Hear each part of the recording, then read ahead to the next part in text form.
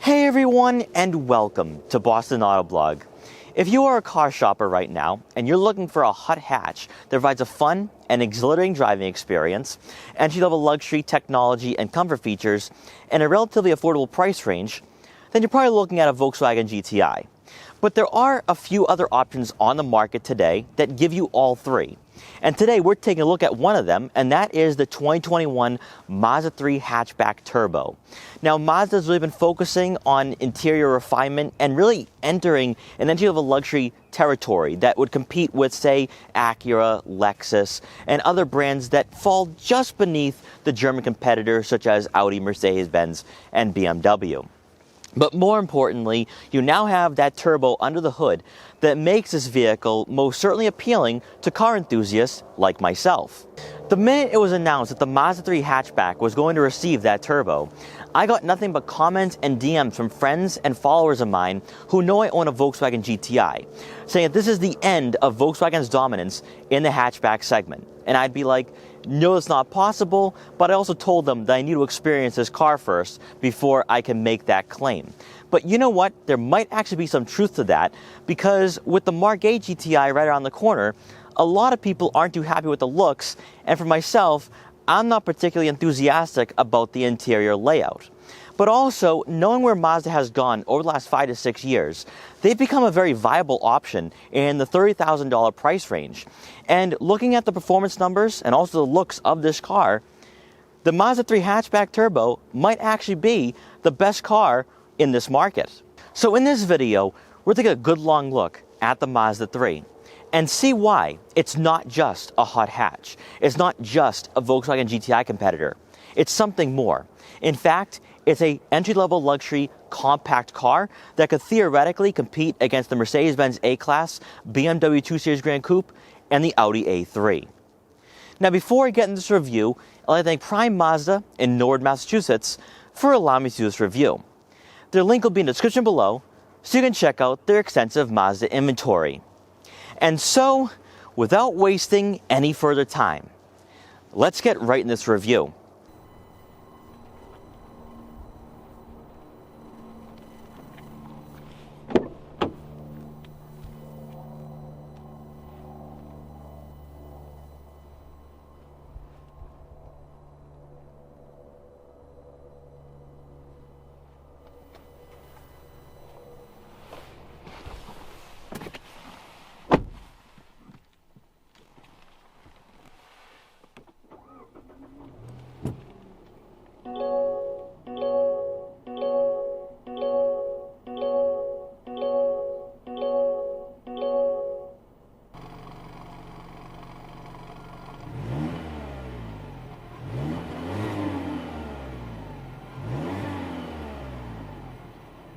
There was once a time in the automotive market where hatchbacks were the vehicle of choice for buyers on a budget, looking for a compact car that offered exceptional fuel efficiency, sufficient practicality, and for some, a fun daily driver. Sadly, compact crossovers have become the more viable option for a variety of reasons, with all-wheel drive and better ground clearance probably being the primary motivational factors. As a result, brands are starting to cut hatchbacks from their lineups, thanks to the drop in demand. Yet there's still hope out there for consumers, as the 2021 Mazda 3 Turbo represents what a compact car should be this decade, giving us the performance, technology features, and interior refinement that's lacking in this segment. Starting off with pricing, the Mazda 3 Turbo Premium Plus comes in at $33,750, which for a top trim in this segment actually falls just below its closest rivals, and is about $3,000 to $4,000 more than a well-equipped Honda Civic hatchback. If you're familiar with the Mazda 3, what will stand out immediately is the noticeable difference in ride height, as the Turbo sits a half-inch lower than the standard models, for improved aerodynamics and cornering. Of course, the extended front lip will exaggerate just how low this car sits to the ground at first glance. But with the more aggressive body kit for the Premium Plus, you get this sense that the Mazda 3 Turbo is a true hot hatch. One of the defining characteristics of the Mazda 3 Turbo Premium Plus is that it uses a pre-existing design from the non-performance models, and yet somehow finds a way to give us this perception that it's all new. The front splitter will have something to do with that, as it's aesthetically more pleasing to stare at than the plastic cladding found on naturally aspirated Mazda 3s. But even the honeycomb grille and blacked out accents that meld into the headlight housings just seems to fit better overall with this front fascia. While Mazda insists that they're going in a luxury car direction, and that'll be apparent when we check out the interior, the road presence of this hatchback begged for an athletic and dynamic presence to match its hot hatch appeal. Moving over to the side profile, the Mazda 3 Turbo will sit on 18-inch aluminum alloy wheels in a black finish to continue the color contrast found on this model, as you'll also have gloss black folding side mirrors with turn signal indicators to go along with blind spot detection for added safety. It's from this angle where the sleek road presence becomes much more prominent for an almost concept car-like design that gives the Mazda 3 a unique appearance. Coming around to the back, one of the aesthetic improvements made to this hot hatch is the gloss black rear spoiler that adds a sportier and aggressive look which is absent on lower trims. Despite minor cosmetic differences, overall this is still very much the same Mazda 3, and that's not a bad thing, as most consumers agree that the futuristic and streamlined design elements is what captivates you more than the addition of a body kit. However, with all that said, the gloss black rear bumper and dual exhaust outlets now makes more sense, and seems to integrate better from a holistic standpoint. Under the hood, the Mazda 3 is powered by a 2.5-liter turbocharged 4-cylinder engine that puts out 250 horsepower and 320 pound-feet of torque, and is paired with a 6-speed automatic transmission.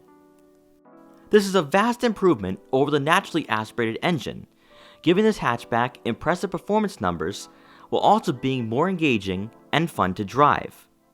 According to Car and Driver, they recorded a 0 to 60 time of 5.6 seconds, which when compared stock for stock is quicker than a Mark 7 GTI.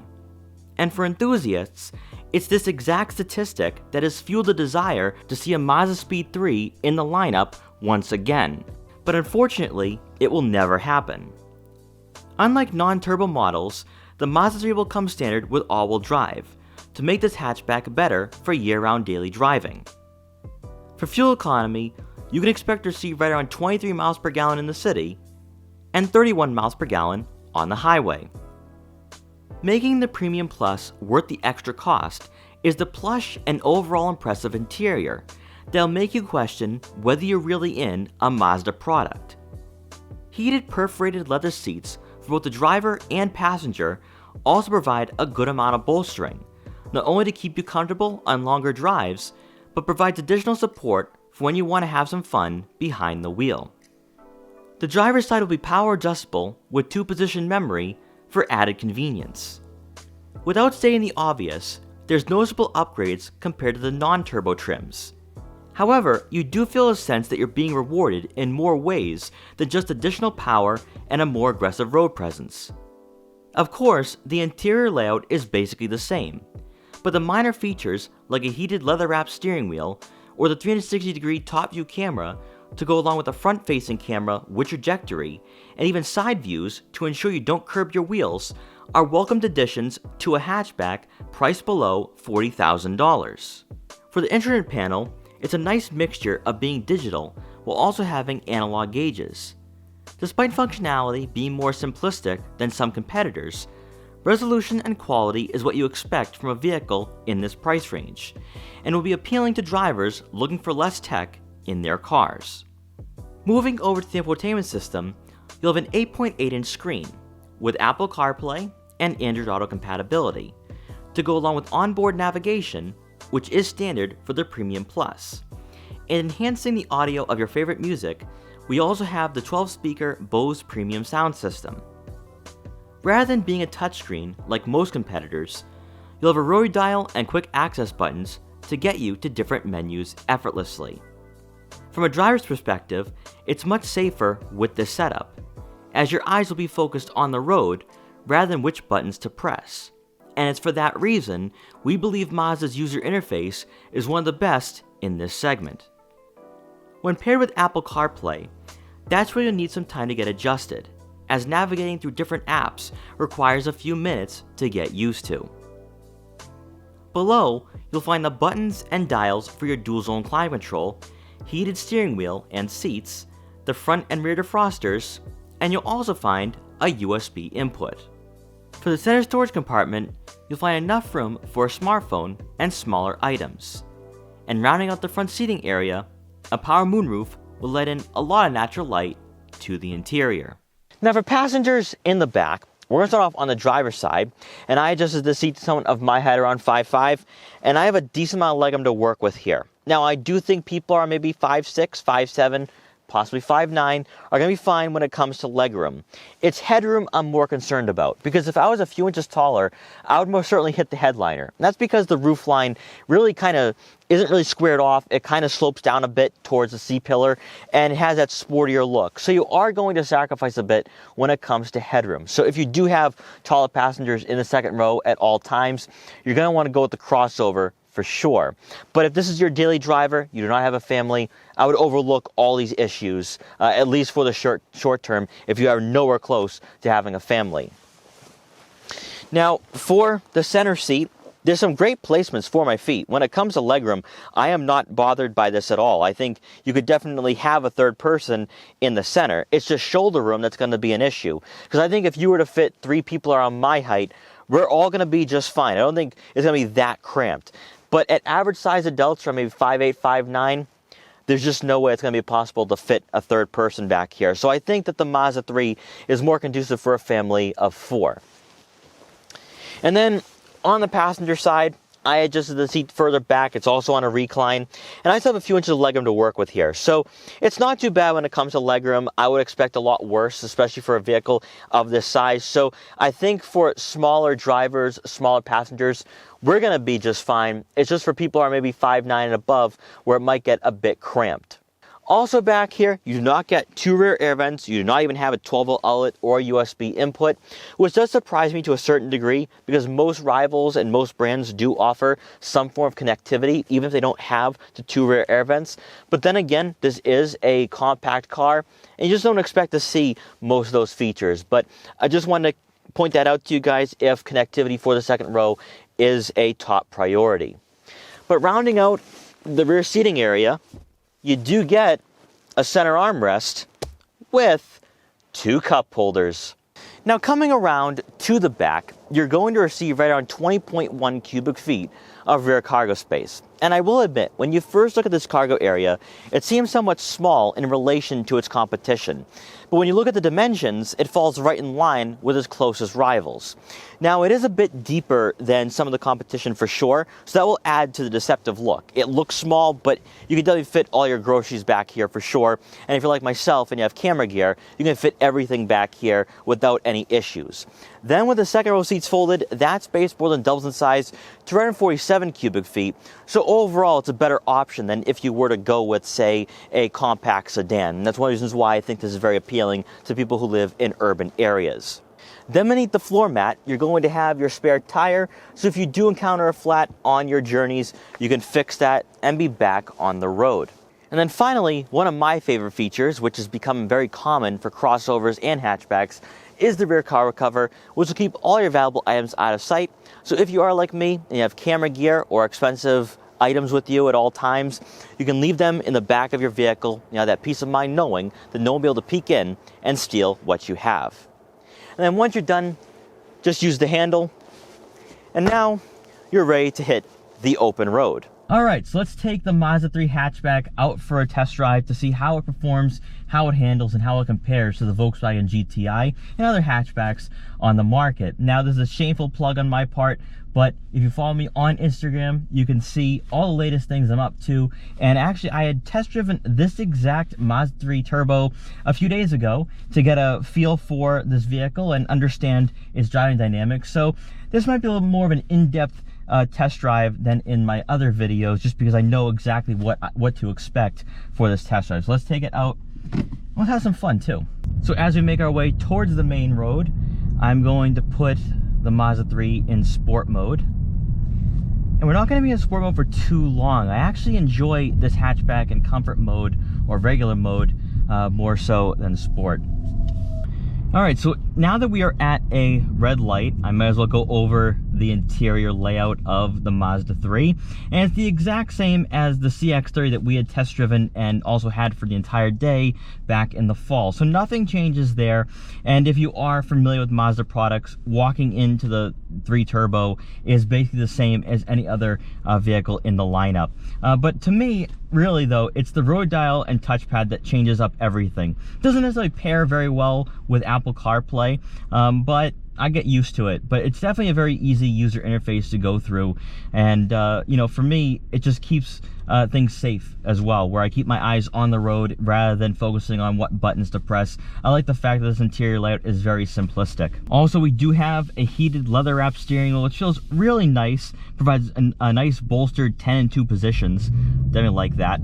Now, if you are familiar with the CX-30, the regular CX-30 with the naturally aspirated 2.5, you know that when you put the vehicle in sport mode, that the gear shifts aren't very smooth, and that it's not really enjoyable when you put it in sport mode. You'd rather have it in normal.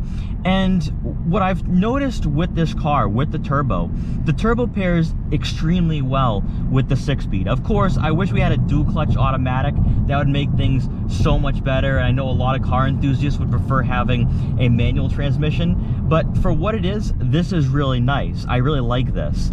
What I think really impresses me the most right now is the fact that this feels far and away more smooth than the CX-30, and they're built on the same platform, and I wouldn't really expect that much of a difference, and yet I'm experiencing something completely opposite of what I felt in the CX-30. So I think that from a smoothness aspect, from a comfort standpoint, and also when it comes to the acceleration of the Mazda 3, everything is a lot better. Everything's performing better, and the way it drives and handles is definitely tuned to the liking of somebody who wants to have an engaging driving experience behind the wheel. Gonna put it in sport mode, gonna put it in manual mode, and see how the transmission feels in somewhat of a hard acceleration.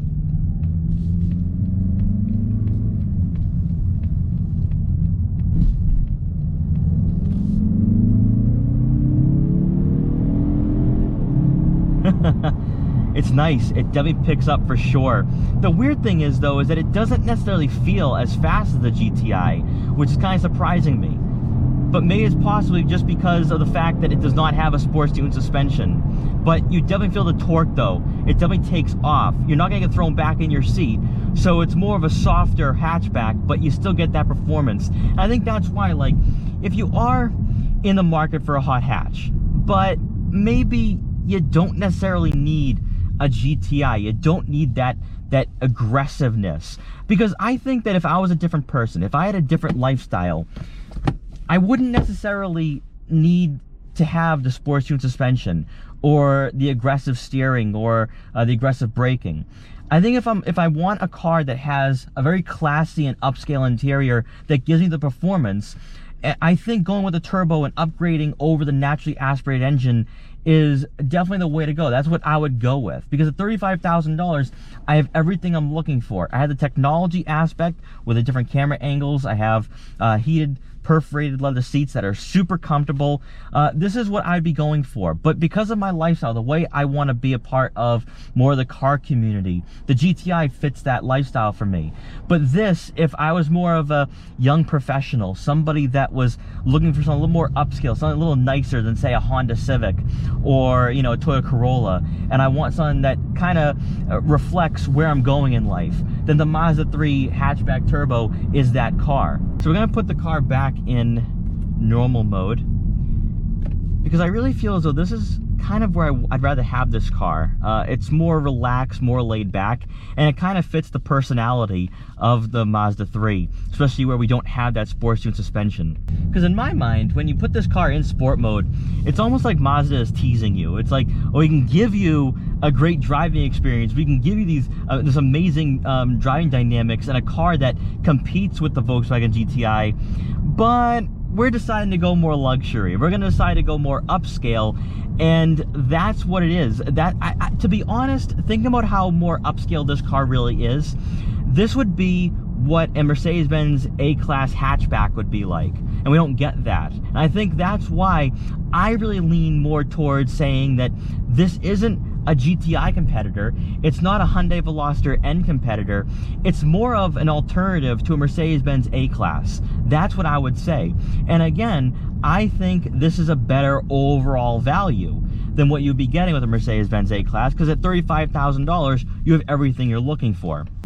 Now, from a comfort standpoint, this is actually thoroughly enjoyable. I mean, to go on like a long journey or a long drive, say you want to go up to New Hampshire or wherever, you're going to the mountains this time of year for the winter, this is a car you want to be behind the wheel of at all times. The suspension is very forgiving, it's very soft, but also the way it drives, the way it handles, it's more relaxed, but you had that performance under the hood, and that's why it makes driving so exhilarating and fun. So let's see how it corners, if it hugs the road or not. Not a lot of body roll at all. Now, of course, again, this is where a sports tune suspension would really come in handy, because at 40 miles an hour, you start feeling as though the car does start going away from you a bit. And it's not as rigid. It's not hugging the road the way you would get in a GTI, but that's completely understandable.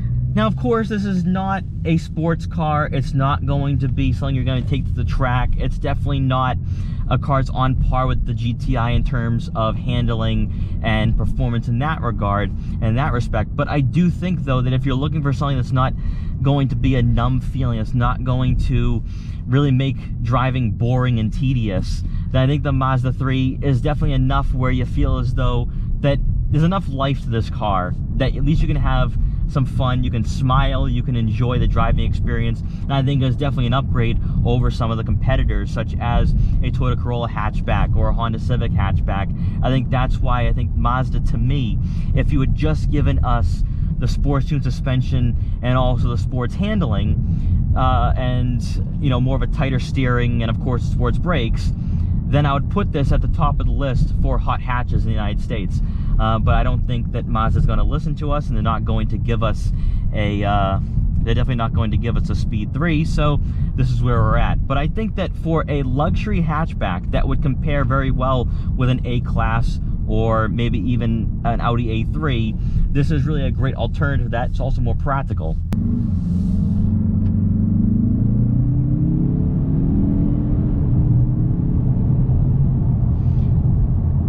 You do get a little kickback at 5,000 RPMs, but I'm impressed. I am impressed overall with the car. I mean, again, it's not what we want it to be, but I think it's exactly what a lot of consumers are looking for if they want something that's practical over, say, the A-Class or the A3, or maybe even a 2 Series Grand Coupe. I think this is really where Mazda can draw a lot of customers in, because at $35,000 there's not a lot of options that are luxurious that are also practical. I think if you want to get into that market, you're gonna be sacrificing quite a bit. And even like with the A-Class, you're not gonna get the performance. So to me, you're just buying and spending $35,000 or $40,000 for the brand logo on the steering wheel, but you're not getting much more than that. I think at the end of the day, though, and after this test drive, where the Mazda 3 Hatchback Turbo fits in is the segment between, say, where the GTI is and an Audi A3, Mercedes-Benz A-Class, 2 Series Grand Coupe. Because at $35,000, of course, you can get into an A-Class, but in my opinion, you're paying for the logo that's on the car. You're not getting anything special. You're not getting the true Mercedes-Benz feel. And even with the other German brands, you're not getting the true Audi or BMW feel. You're just paying for the badge. And I think that at $35,000, it's better to look at a Mazda than, say, you know, a BMW or Audi, just because I think you're getting a better value overall. I think what Mazda has done here is they've given you the performance that is somewhat unrivaled when you're looking at entry-level luxury cars that are compact.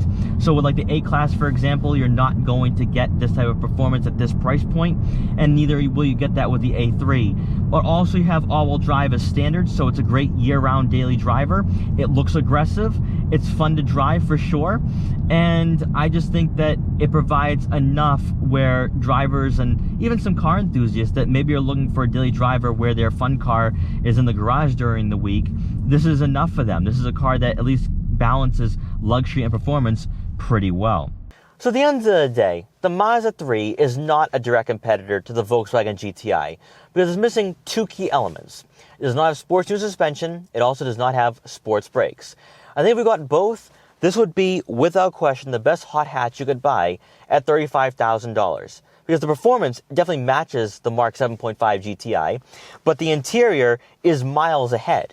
You have soft touch padding found throughout on the dashboard, on the door rest, on the center armrest, and then also these perforated leather seats are super comfortable, and for someone of my size and someone of my body frame, provides a good amount of bolstering. So for me, I find myself to be very comfortable in this car, and I do think that had we got the sports new suspension, this would be a great driver's car overall. But I understand that Mazda is moving in the direction of luxury rather than performance.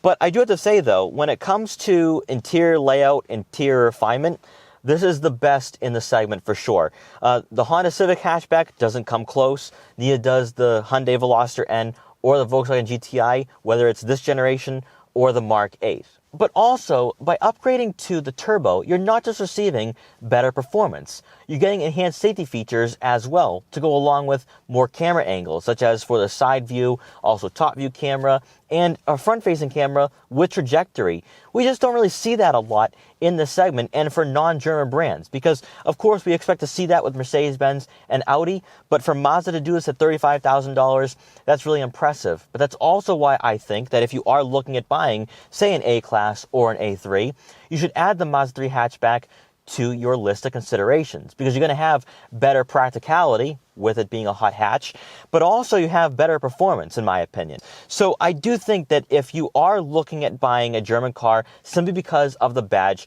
I would say please don't overlook Mazda, because I think they're offering a great value for a price around $35,000. Because I think at $35,000, and that's the sticker price for this car, you're receiving plenty. Now, of course, you're not going to get a full digital gauge cluster. You might not have the most in-depth infotainment system, but because you have a rotary dial touchpad and quick access buttons and the way this interior is laid out, I just think it's user-friendly, it's high quality, and I think that when you step inside, you're going to be overly impressed for a car that does not have a German car badge. So to me, I think the Mazda 3, from a performance aspect, if we were to get the sports new suspension and sports brakes, this would be, without question, the best hot hatch on the market today.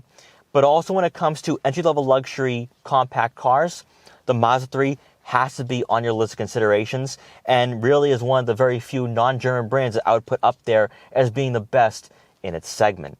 So guys, thank you so much for watching this video. Please like, comment, share, and subscribe for more. And I'll see you guys next time.